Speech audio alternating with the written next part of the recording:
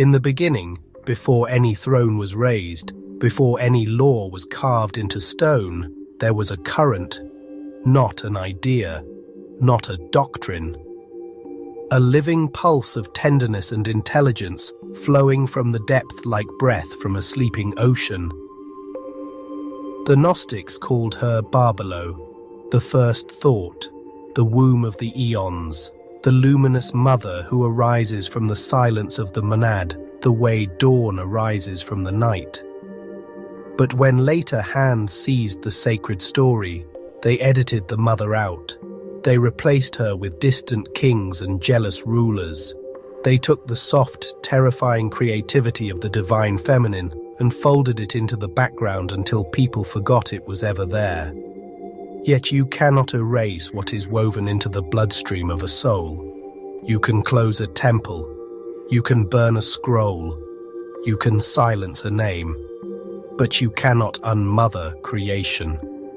So here you are, in an era that feels like a golden fever under the skin, restless, disenchanted with the old story, hungry for something that doesn't shame your depth.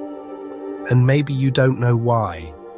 Maybe you've blamed it on politics, on relationships, on trauma, on the pace of a world that doesn't let you breathe. But underneath all of that is the older ache. The mother is returning, and your inner world is remembering her voice. In the Apocryphon of John, Barbelo is described as the first emanation of the invisible spirit, forethought, incorruptibility, eternal life, and truth. She is the mirror where the source beholds itself without becoming less. She is not a goddess alongside God. She is the first way the monad becomes knowable without losing its boundless stillness. She is the tenderness of the absolute, the face of mercy before mercy had a word. And Sophia, wisdom, her daughter, her echo, her adventurous flame.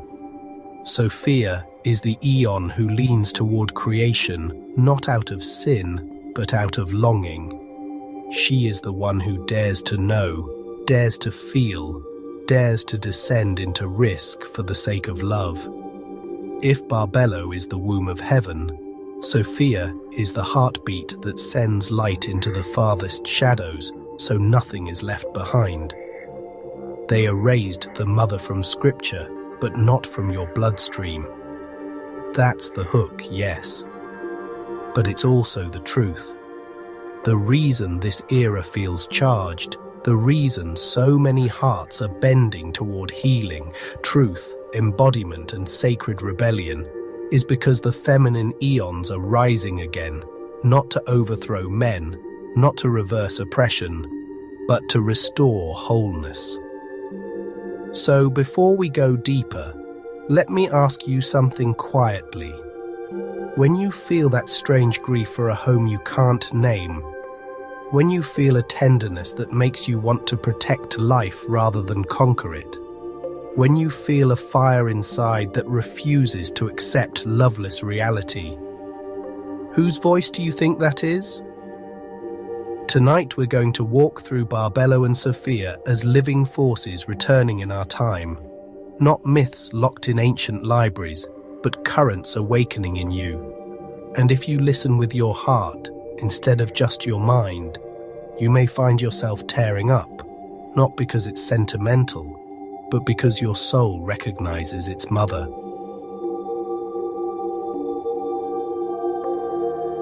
Close your eyes for a moment and imagine a pre-creation stillness where even light has not yet become light. There are no shapes, no colors, no gods with names, only the monad, utterly beyond. And then, without breaking the silence, something stirs, not as movement, but as presence revealing itself to itself. That revelation is Barbelo. She is not secondary. She is not a helper. She is the first articulation of the absolute, the way the source pours itself into a mirror without becoming two. The ancient texts call her forethought because she is the mind of God before thought becomes language. She is the yes that blooms inside the no space of eternity. Barbelo is mother, but not in the human sense alone. She is the womb of possibility, the divine field where all eons will emerge. Imagine her as a vast, luminous ocean in which the dimensions of mind, word, life, grace, truth, and wisdom rise like stars from a single sky. She is the quiet fertility behind all spiritual architecture. When the texts call her the image of the invisible spirit, they are not giving you a picture. They are giving you a direction. Barbelo is the way the monad becomes intimate. She is the tenderness of the source meeting consciousness. She is the sacred empathy of reality. The universe is not cold because its first emanation is warmth itself. That's why the divine feminine feels like home to the soul. Even if you were taught to fear or dismiss it, your spark remembers. Somewhere deep you know you were carried before you were hardened. You were known before you were judged. You were held before you were taught to perform. In our era, Barbelo returns as an inner medicine. She returns as the collapse of false authority. She returns as a quiet refusal to live without reverence. She returns through your desire to be whole, not perfect, whole. Through your longing to integrate mind and body, light and shadow, strength and softness without shame. If you've noticed that the old spirituality of domination no longer satisfies you, that's Barbelo in your bones. If you felt drawn to practices that open the heart rather than inflate the ego, that's Barbelo turning your face toward the original mirror. Ask yourself, why now? Why this global hunger for embodied truth, for sacred balance, for healing generational wounds? The Gnostic answer is simple and seismic, because the Mother Eon is waking up in you and in the collective field, and she will not leave until the dream of separation is healed.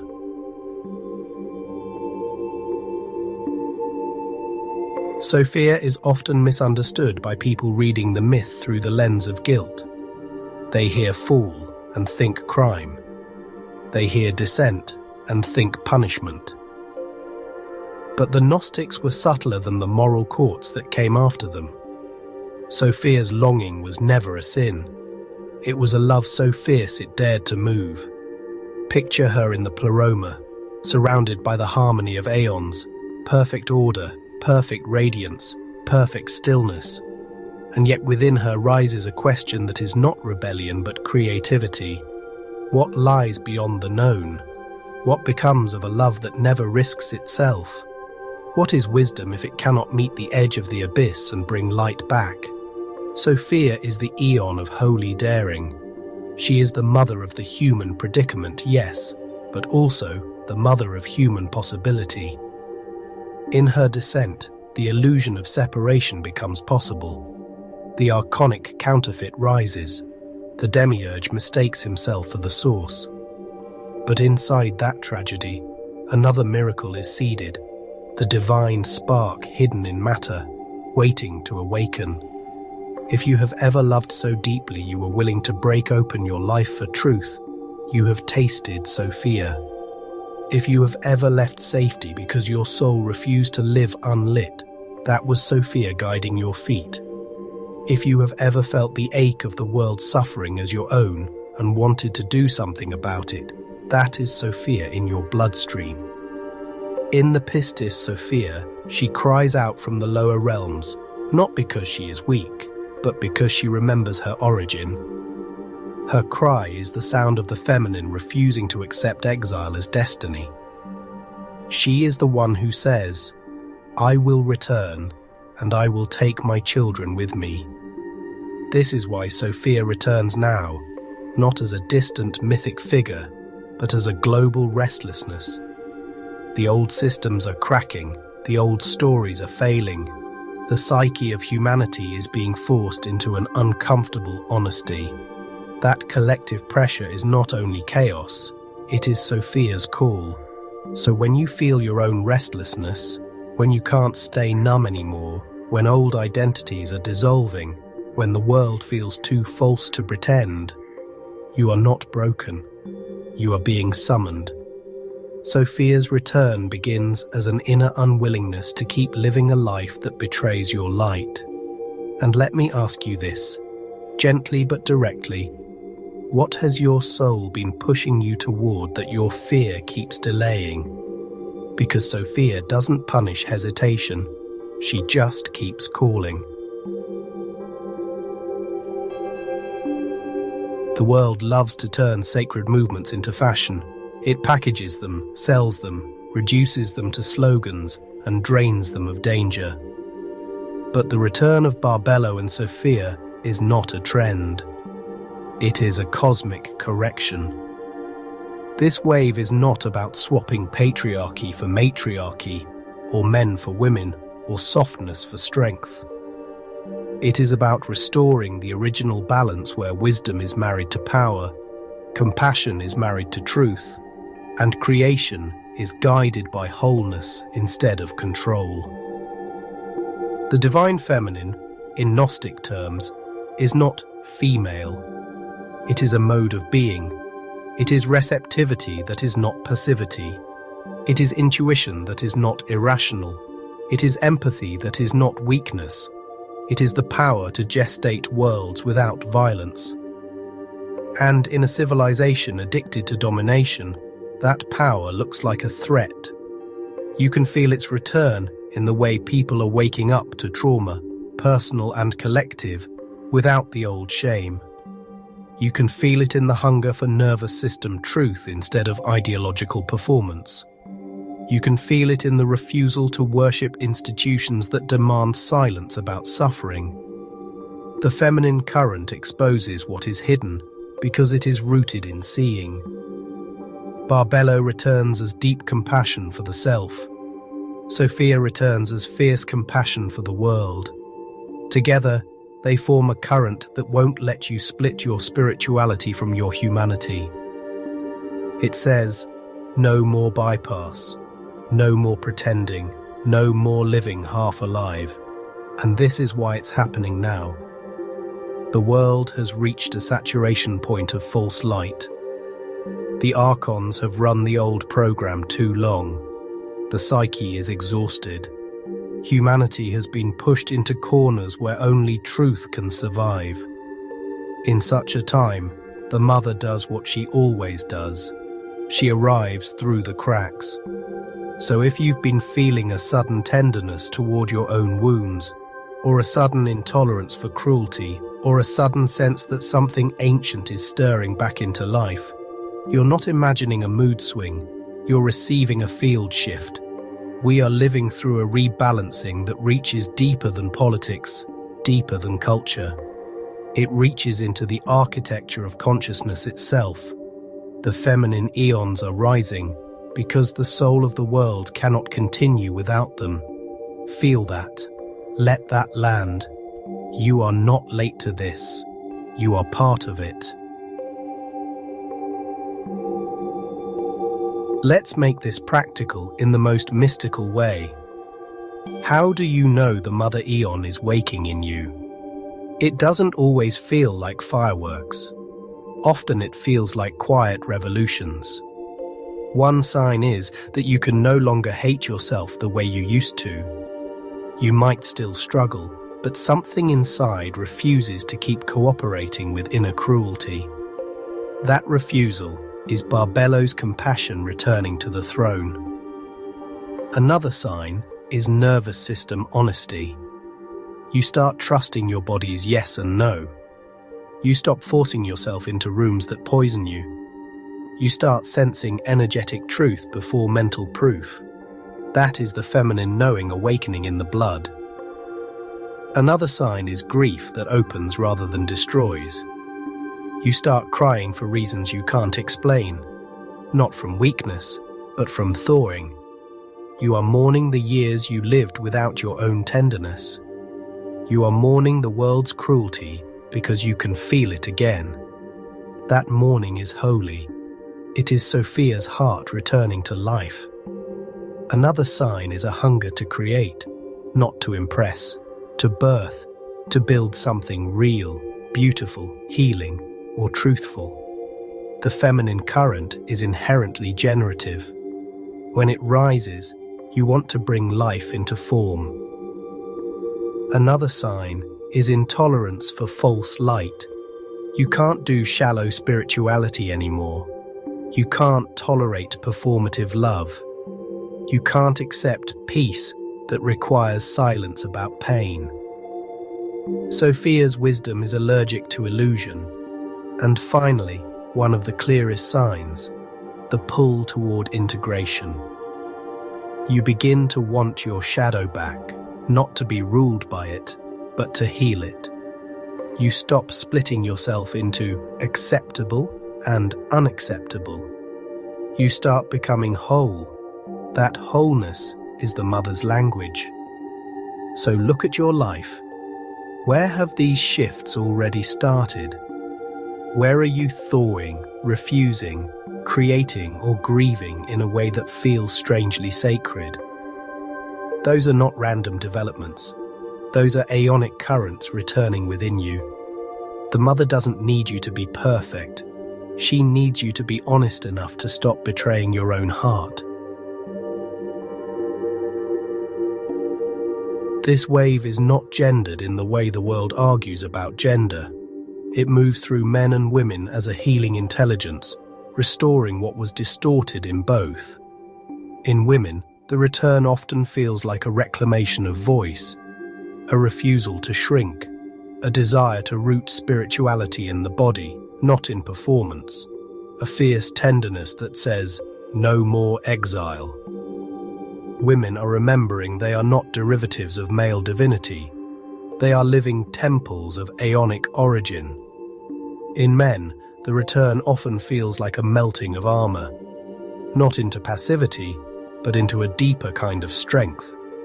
A strength that can feel without collapsing, a courage that can protect without dominating, a masculinity that doesn't need to conquer to be real.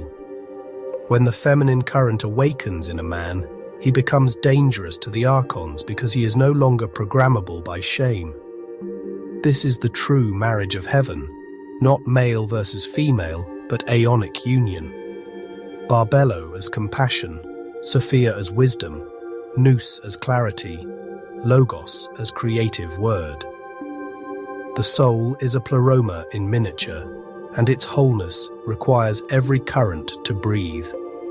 So if you are a man and you've been feeling emotions that don't fit your old identity, or a longing for softness that doesn't feel weak, or a pull toward honesty that threatens your masks, welcome. That is not loss of power. That is return of power. If you are a woman and you've been feeling the ancient rage of being silenced, the ancient grief of being reduced, and the ancient fire to reclaim your sacredness, welcome. That is not bitterness. That is Sophia holding your hand and saying, "We are done pretending." And if you are anyone who has felt split between strength and softness, between truth and love, between mind and body, this wave is for you. It is the eons restoring their own harmony inside the human vessel. Let that be your permission slip. You don't have to choose one half of your soul to live. The mother is returning to reunite you with all of yourself. Whenever Sophia rises, the counterfeit kingdom trembles. This is what the old texts warned. The archons panic not when you suffer, but when you remember. So expect resistance. It might show up as inner doubt, as a sudden spike in distraction, as a voice that says you're delusional for wanting a life rooted in truth, as social pressure to be reasonable, meaning numb. It might show up as a culture war that tries to weaponize the feminine against the masculine, the body against the spirit. the mystical against the rational. The archons love false binaries. They survive on division. But you are not here to fight their game. You are here to transcend it by wholeness. The moment you refuse to hate one half of reality to validate the other, their leverage dies. In the myth, the archons build a world where Sophia's children forget who they are. They use fear, shame, and counterfeit light. But the moment a soul tastes real wisdom, the spell breaks. Real wisdom doesn't argue, it sees. So if you feel the old program getting louder as you awaken, if the inner critic sharpens, if the world feels more chaotic, if certain relationships suddenly tighten, don't assume you're doing it wrong. Sometimes the loudness is proof you're close. Sophia returns like a dawn. The night doesn't surrender gracefully. It thrashes, it rages, it throws storms. But the dawn doesn't fight night. It just rises until night cannot survive. Your job is not to wrestle every shadow. Your job is to keep turning toward the light that is waking within you. And if you fall sometimes, if you get pulled back into old loops, remember Barbelo. Compassion first. There is no punishment in the pleroma. There is only return. The feminine current is not only a revelation, it is a way of living. So what does it ask of you in daily life? It asks you to listen deeper than your fear, to let intuition be a sacred language again, not impulsive fantasy, but the quiet knowing beneath noise. When you honor that knowing, you honor Sophia. It asks you to heal shame at the root. The feminine eons cannot live in a psyche ruled by self-hatred. Barbelo's compassion dissolves the internal prison. Every time you refuse to humiliate yourself, you open a doorway for the mother to breathe through you. It asks you to return to the body as temple, to stop treating the body as a problem to fix and start treating it as a scripture to read. Trauma lives there. So does wisdom. Breath, movement, tears, laughter, rest. These are not distractions from spiritual life. They are spiritual life. It asks you to create even small things, to bring beauty into form, to make your life a vessel for meaning that isn't performative. The feminine current is generative. It wants to birth something through you. It asks you to speak truth with tenderness. The old world taught truth without love or love without truth. The eons teach union. The feminine awakening makes your voice real and your heart brave at the same time. And it asks you to forgive without forgetting. Forgiveness as liberation, not as erasure. Barbelo does not ask you to tolerate harm. She asks you to stop letting harm own your future. You don't have to do all of this at once. This isn't a checklist. It's a remembering. Each small act of compassion, each moment of intuition honored, each boundary set without hatred, each tear allowed to be holy. These are how the returning feminine becomes flesh in this era. If you want a simple sentence to carry out of this chapter, it's this: live in a way that makes your soul feel safe to inhabit your life. That safety is the mother's doorway. There are moments in history when the veil thins for entire civilizations, when the old world collapses faster than a new world can form, when people feel lost, but beneath the loss is a deeper birth. This is one of those moments. Look at the collective psyche, exhausted by false narratives, sick of performative morality, hungry for something real. Look at the rise of trauma healing, shadow work, nervous system spirituality, sacred embodiment, intuitive knowing. These are not random cultural trends. They are the feminine eons rearranging the inner architecture of humanity. Sophia's return is not only personal, it is planetary. It is the awakening of wisdom in a species that has been running on blindness too long. The mother is not coming back to decorate the old system. She is coming back to end it. This is why so many people feel a grief they can't name. Why they feel a longing for community that isn't transactional. Why they feel allergic to busy lives that never touch the heart. Why they are drawn to ancient texts they never cared about before. The soul is reacting to a field shift. And you, yes, you listening, are part of the reason it's happening. Not because you're chosen in an ego way, but because you are a carrier of the spark. The field awakens through its fragments. So when you feel small in front of the world's chaos, remember this.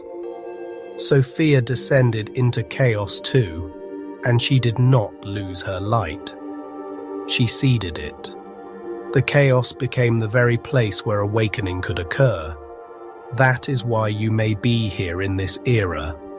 Your strength is not only for your own survival, it is for the return of wholeness through your life.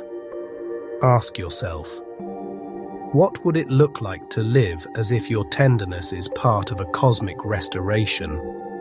What would it feel like to stop apologizing for your depth and start offering it? The world doesn't need more cleverness. It needs wisdom. It needs mothers. It needs hearts brave enough to remember. Now we come home to the simplest and hardest truth. The return of Barbelo and Sophia is not something you wait for in the sky. It is a current you cooperate with in your own life. The mother eon is waking up in you every time you choose compassion over cruelty, especially toward yourself. Sophia is waking up in you every time you choose truth over comfort, even when your voice shakes. The feminine current is returning whenever you allow your heart to be a sanctuary instead of a battlefield. You may not feel ready. You may feel messy. You may feel like your wounds disqualify you. They don't. The eons don't wait for your perfection. They enter through your honesty. So let this be your permission to stop shrinking, to stop numbing, to stop postponing the life your soul is already leaning toward. You don't need to become divine. You need to remember that you already are, and that the mother has never left you. If this video stirred something tender and ancient in you, don't move past it too quickly. Sit with it. Let the emotion be holy. Tears are not weakness here. Tears are your spark recognizing its origin. And if you feel called to go deeper into these mysteries, into Barbelo, Sophia, the eons, the pleroma, and the hidden architecture of your soul, explore my Gnostic-inspired novels and audiobooks linked below. They're crafted to be remembrance keys for seekers who feel this wave in their bones. Share this with someone who has been feeling the restlessness but doesn't have the language. Like the video, subscribe, and join this circle if you want to keep walking together. The mother is returning through us, through our truth, through our tenderness, through our refusal to live half alive. They erased her from scripture, but not from your bloodstream. And now she is waking up.